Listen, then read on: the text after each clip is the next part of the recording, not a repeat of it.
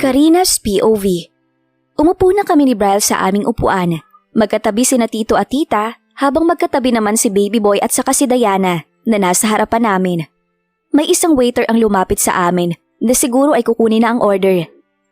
"Good evening po, ma'am and sir. Ano po ang order niyo ngayong gabi?" Tanong ng waiter pero nakatingin sa akin. Ang weird, may dumi ba sa mukha ko? "Just serve us your specialties," sabi ni Bryle at hinawakan ng kamay ko. "Is that all, sir?" Tanong ng waiter pero di pa rin ako tinigilan sa pagtingin. "Yes, that's all. And would you please stop staring at my fiancé? Or else, you're fired." Nang gagalaiting saad nito. Nataranta naman ang waiter at ibinaling sa iba yung tingin niya. "I'm sorry, sir." Pagpapaumanhin niya at tumalikod na pero pinasadahan muna ako ng isa pang tingin bago tuluyang umalis. "That bastard. He's fired." Seryosong sabi nito habang sinusundan ng masamang tingin ng waiter. Hinampas ko na lang ito sa balikat niya. "Wala namang ginagawang masama yung tao eh." Sabi ko. "Masama ang pagtitig, lalo na kung tititigan ka nila kapag nandito ako." Sabi niya at, "I told you, isang hampas, isang kiss sa lips, diba?" Bigla naman akong namula sa ginawa niya. Did he just kiss me in front of his family? Nakakahiya. "Get a room, alam ng may bata eh." Pagpapaalala ni Diana sa amin habang tinakpan ang mata ni Dominic, /Baby Boy. Tama na yan. Alam nyo, ganyan na ganyan din kami dati noong bagong kasal. Kinikilig na sabi ni Tita. "Kailan nga ba ang kasal?" Tanong ni Tito. "After 3 months, I guess." Pakul na sabi ni Bryle. Nagulat naman ako. "What? After 3 months? Parang ang bilis naman." "Well, mas maaga, mas mabuti." Saad ni Tito. May dumating na mga waitress hawak ang pitsil ng tubig at sinalina ng aming mga baso. Di ko mapigilang bigyan ng masasamang tingin ang mga ito, lalong-lalo na yung nagsasalin sa baso ni Bryle na tila hinuhubaran na si Sir ng damit. "Would you please stop staring at my fiancé? Or else, you're fired." Panggagaya ko sa sinabi kanina ni Bryle. Naiinis ako sa waitress. Nagpaumanhin naman ito at agad na umalis kasama ang iba pang waitress. Nakarinig ako ng pigil na tawa. Tiningnan ko lang si Bryle ng masama. May gana pa siyang tumawa ha. "Bahala ka, di kita kakausapin." Inirapan ko lang siya. "Karen," tawag niya sa akin pero di ko siya pinansin. "Sweetie," tawag niya ulit sa akin, deadma pa rin. "Love, sweetie pie, honey, baby, babe." Pero wala pa rin. Nakakainis siya. "Wife," huli niyang tawag sa akin. Tiningnan ko siya ng masama. "Look, I'm sorry. I didn't mean to laugh at you, okay?" Sabi niya. Heist, di ko talaga matiis ang gwapong to. Kaya tumango na lang ako. Nakita ko ang isang ngiti sa mukha niya. Totoo kaya to o acting lang? Heist. Dumating na ang mga pagkain at matatakam ka talaga. Di ko nga alam kung ano yung mga sineserve nila. Basta alam kong masarap to. Mapapasabak ako nito sa kain. Nang nakahanda na ang lahat ay nagsimula na kaming kumain. Gusto kong tikman lahat, kaya nagkuha ako ng mga ito. Napuno na yung pinggan kakakuha ko at sa kanilang taka ng pagkain. Nakita ko namang nakatingin silang lahat sa akin, pero binaliwala ko lang. "Gutom ako, no?" "Iha," tawag sa akin ni Tita. "Po?" Tanong ko sa kanya at nilunok ang pagkain at kinuha ang basong may tubig at uminom. "Buntis ka ba?" Tanong niya na sanhi kung bakit ako nabilaukan. Agad naman akong hinima sa likod ni Sir hanggang mahimasmasan ako. Po, hindi po." Pagtanggi ko. "Ganun ba? Akala ko buntis ka na. Ang dami kasi ng pagkain mo.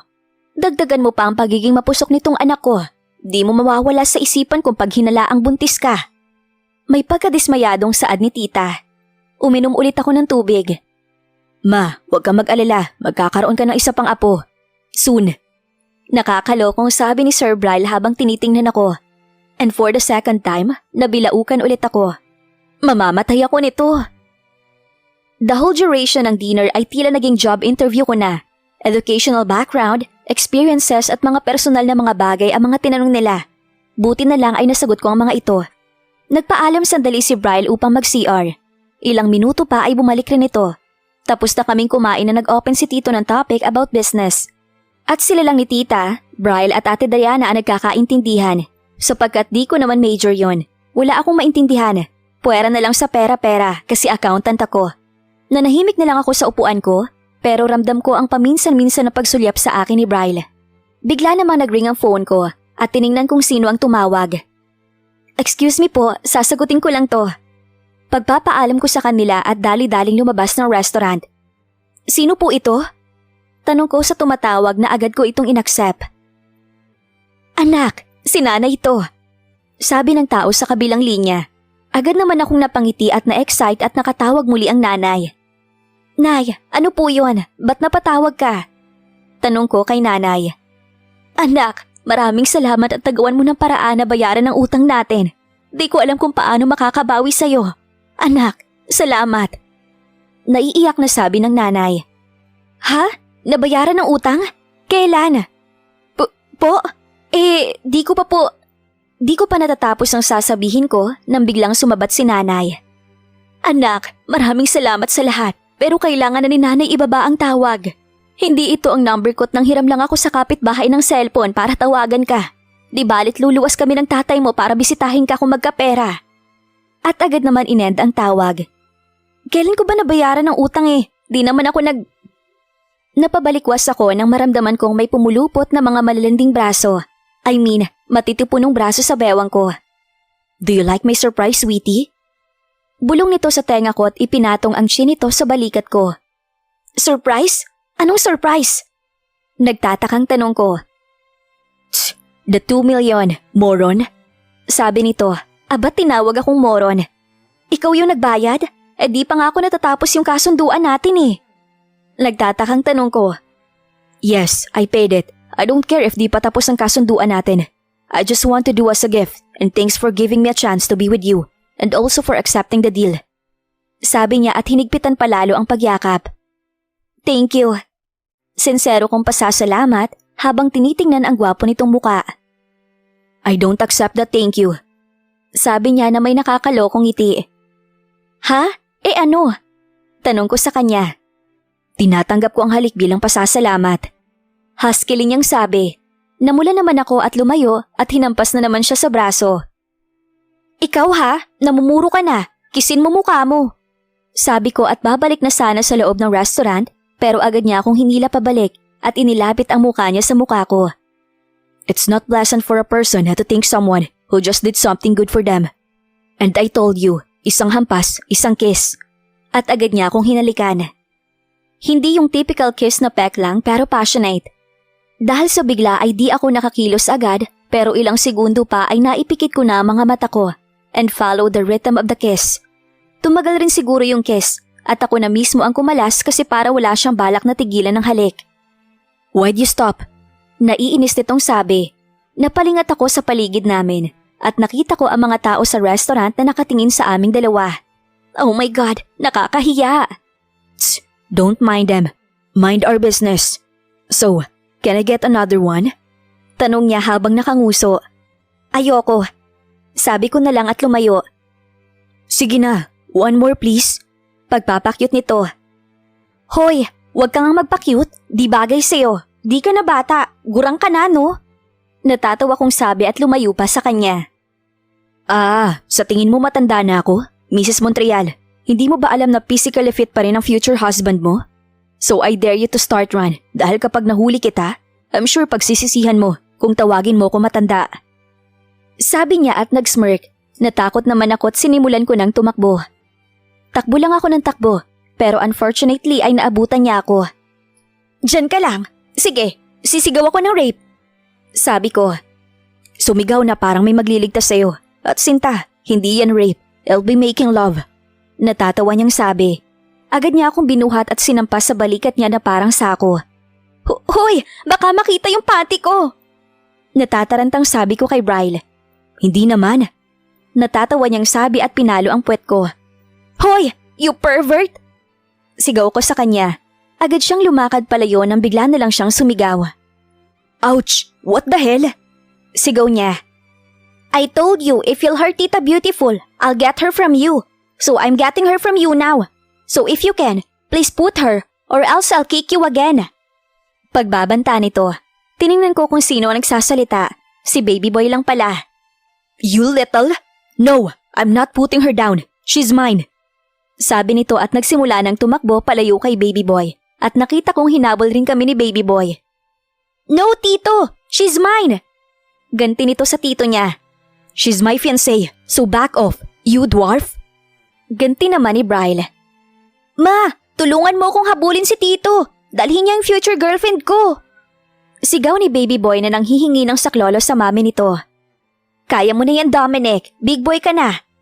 Narinig kong natatawang sagot ng mami nito. Hold on tight, sweetie, and we'll speed up a bit. We need to get rid of that dwarf. Sabi nito habang binibilisan ng pagtakbo. Hinampas ko ulit siya sa likod. Tsk, gusto mo talagang haliko ha? Nakakalokong sabi niya habang tumatakbo pa rin. Agad naman akong namula. Guys, please remind me na wag ko nang hampasin si Bryle. Ay, wag na lang pala. Sayang yung kiss. Patuloy pa rin ang pagtakbo ni Bryle hanggang sa mapunta kami sa parking lot. Natigil na rin sa paghabol sa amin ni Baby Boy. Ibinaba niya na ako nang nandun na kami sa harap ng sasakyan. Wow, that was one hell of a chase. Natatawa at hinihingal na sabi nito. Nakita kong may mga tumutulong pawis mula sa noo niya, kaya kinuha ko ang isang panyo na hindi ko pa nagagamit at pinunasan ko yon. Naramdaman kong habang pinupunasan ko, yung mukha niya ay mariing nakatitig lang siya sa akin. Agad niyang hinawakan ng kamay ko na tila ay pinapatigil ako sa pagpuna sa pawis niya at hinapit ako papalapit sa kanya. Where have you been all my life? Tanong niya. Nandyan lang, sa tabi-tabi. Natatawa kong sagot. He just smiled a little and pulled me for a hug. How I wish I met you first. Mahinang bulong nito. Ako rin. Sana ako na lang ang una mong nakilala at minahal. Fast forward pagkatapos ng dinner. Nandito kami ngayon sa loob ng sasakyan papunta sa apartment ko. Pinilit niya kasi akong sumama at ihahatid niya ako para na rin makita niya kung saan ako nakatira. Walang ni isa sa amin ang gumagawa ng kahit munting tunog man lang hanggang sa siguro ay di na natiis ni Sir ay siya na ang unang nag-open ng topic. So, Karen, pagtawag niya sa atensyon ko. Bakit? Pag-response ko na lang sa kanya. What's your ideal type of man? Seryosong tanong niya. Talaga bang tinatanong niya ako? Well, kung tutuusin, isang word lang naman ang ideal man ko. Siya. Ay, ang landi ko. Ideal type of man ko? Sandalit, iisipin ko. Sabi ko at inilagay ang hintuturo ko sa aking chin na tila nag-iisip. Gusto ko yung gwapo. Sabi ko. May katabi ka ng gwapo. Gusto ko rin yung sweet. Dagdag ko pa. Do you like chocolates? Teddy bears? Roses? Sunod-sunod niyang tanong sa akin na naging sanhi ng mahinang pagtawa ko. Gusto ko rin yung mayaman. Natatawa ko pang saad. Well, sweetie, you're lucky. I'm beyond than rich. Pagmamalaki niya. Gusto ko rin yung lalaking may abs katulad ni Piolo. Sabi ko. Napasigaw siya. Bigla namang tumigil ang sasakyan na dahilan para mauntog ang noo ko sa dashboard. Aray! Magkakabukol yata ako. Di kasi ako nag-seatbelt eh. What? Who's that Piolo you're talking about? Sigaw niya na pagalit. Umupo muna ako ng maayos habang hinihimas ang noo ko. Si Piolo, as in Papa P, di mo kilala yon? Tanong ko sa kanya. Hindi, sino ba siya? At abs? Gusto mo lalaking may abs? Bibigyan kita ng abs. Sabi niya at bigla na lang itinaas ang damit niya para ipakita ang abs nito. And, oh my God, yung abs, sila ay perpekto. Parang gusto ko na lang haplos-haplosin at kagat-kagatin. Pwede na rin kainin yung pandesal niya. Masarap siguro, no? Pwede mong hawakan kung gusto mo. Nakakalokong sambit nito. Ha? Ewan ko sa'yo. Nauutal kong sabi. Hinimas ko ulit ang noo ko at promise, masakit. Tsk, come here. Utos niya. Bakit? Tanong ko. Wala siyang sinabi kundi hinila niya na lang ako palapit at hinalikan ang noo ko. Sorry about that. I just freak out when you said other man's name. And my kiss really makes everything feel better. Sabi niya with his husky voice. Is it me or my double meaning ang sinabi niya? Agad ko naman inayos ang upo ko at ipinukol ko na lang ang tingin sa labas ng bintana. Naku, ano bang ginagawa mo sa akin, Sir Bryle? 2 araw pa nga lang tayo nagkakakilala. Mababaliw na ako sa kakaisip sa'yo. Medyo malayo pa kami sa apartment ko nang may nakita akong mga tao na naglalabas ng mga gamit ko mula sa bahay ko. Sir, Pakibilisan po yung pag-drive. Ang mga gamit ko po. Natatarantang sabi ko kay sir na agad naman niyang sinunod. Nang nakapark na yung sasakyan sa harap ng apartment ko, ay agad akong bumaba at nakita ko ang landlady na ipinapalabas na ang mga gamit ko. Aling Betchay, ano pong nangyayari? Pinapalabas niyo po mga gamit ko. Natatarantang tanong ko. Pati laptop ko't damit nasa labas na ng bahay. Abat ilang buwan ka nang di nagbabayad ng upa. Malamang, palalayasin na kita. Matara nitong saad. What's happening here? Tanong ni Sir Bryle nang lumapit ito sa amin. Nakita kong natulala si Aling Betchay. Grabe talaga ang epekto nitong si Sir. It is because that girl is not paying the rent for a lot of months already. Pagta-trying hard nitong pag-i-Ingles. Ano? Hindi kita maintindihan. Nagtatakang tanong nito sa landlady ko habang tinitingnan niya ito na tila isang baliw. Dahil daw di pa ako nagbabayad ng renta sa mga nakaraang buwan, kaya pinapalayas na ako. Nalulungkot kong pahayag. How much is her debt? Tanong niya sa landlady. 15,000 sir. Sabi nito. Hoy Aling Betchay, as far as I know, 9,000 lang yung utang ko ha. Pagsalungat ko kay Aling Betchay. Aba, pinatungan pa ang utang ko. Agad namang kinuha ni Sir Bryle ang wallet nito at naglabas ng ilang papel ng 1,000 piso. Wow, ang rich! Here. At ibinigay niya ang pera sa landlady ko. Hoy, ba't binayaran mo? Wag na, ano ka ba? Sobra-sobra na nga yung 2 milyon, tapos pati ba naman to?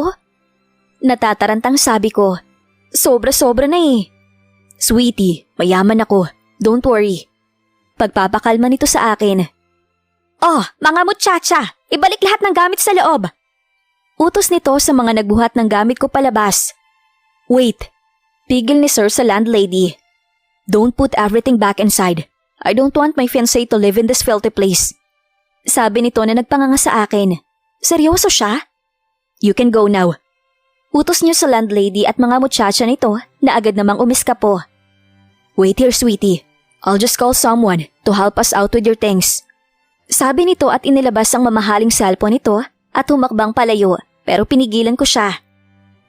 Bakit? Saan natin dadalhin ang mga gamit ko? Tanong ko. Lilipat ka sa akin, sweetie. Sabi niya at kumindat. Lumipat sa'yo? Di ba parehas lang yun sa live-in? Tapos, titira kami sa iisang bubong? Tapos, oh my God, tulungan mo ko, Diyos ko.